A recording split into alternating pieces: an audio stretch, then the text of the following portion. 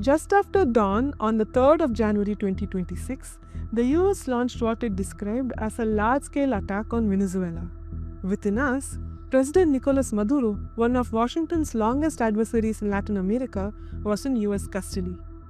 The arrest marked a dramatic escalation in a conflict that has been simmering for decades, raising urgent questions about international law, regime change, and how far the US is willing to go to assert its dominance in its own backyard. The ties between the two countries has been strained since the Cold War era, and they reached a new low in 1999 when Hugo Chavez, a leftist leader, became president. In 2006, the US imposed economic sanctions on Venezuela. By 2010, the two countries no longer had ambassadors in each other's capital. During Trump's first term, the US charged Maduro and other senior members of his government for alleged involvement in drug trafficking. In late 2025, the standoff escalated sharply. The US bombed civilian boats off Venezuela's coast, claiming that they were being used for smuggling drugs into the US. Washington also deployed jets, warships, and thousands of troops to the Caribbean. The United States Armed Forces conducted an extraordinary military operation in the capital of Venezuela. Overwhelming American military power, air, land, and sea, was used to launch a spectacular assault. And it was an assault like people have not seen since World War II. It was a force against a heavily fortified military fortress in the heart of Caracas. No nation in the world could achieve what America achieved yesterday, or frankly, in just a short period of time. All Venezuelan military capacities were rendered powerless as the men and women of our military, working with U.S. law enforcement, successfully captured Maduro in the dead of night. It was dark. The lights of Caracas were largely turned off due to a certain expertise that we have.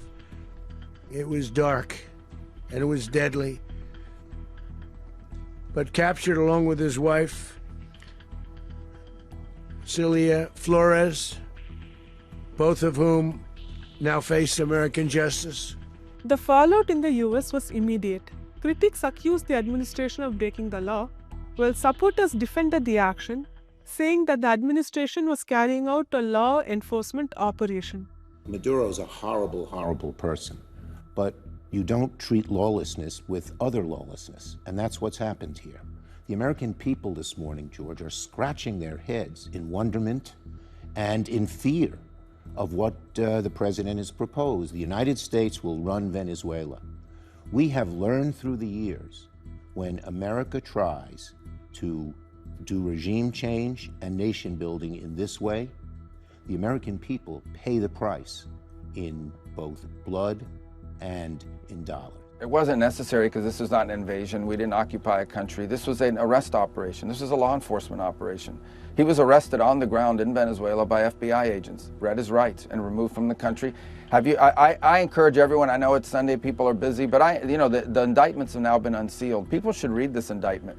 They should read this indictment. They should read what this man did for the last 15 years of his life against the United States, him and his wife. Soon after the arrest, US prosecutors unsealed a sweeping indictment in New York. The indictment accuses Maduro of running a, quote, corrupt, illegitimate government fueled by an extensive drug trafficking operation that flooded the US with thousands of tons of cocaine. He is charged alongside his wife, his son, and 3 others. He is indicted on 4 counts: narco-terrorism conspiracy, cocaine importation conspiracy, possession of machine guns and destructive devices, and the conspiracy to possess machine guns and destructive devices. He has pled not guilty on all charges. Similar charges were brought during Trump's first presidency in 2020. What's new now is the inclusion of Maduro's wife and the decision to act upon them. With Maduro detained, Venezuela now faces a sudden power vacuum. Vice President Delcy Rodriguez has stepped in as acting president. In her first statement, she struck a rather cautious note, calling for cooperation with Washington and saying that Venezuela, quote, aspires to live without external threats, unquote. President Trump has said that the US is placing Venezuela under its control until, quote, a safer, proper and judicial transition can be arranged. At the same time, he rejected the idea of opposition leader and 2025 Nobel Peace Prize winner Maria Machado taking over, arguing that she lacked support in Venezuela.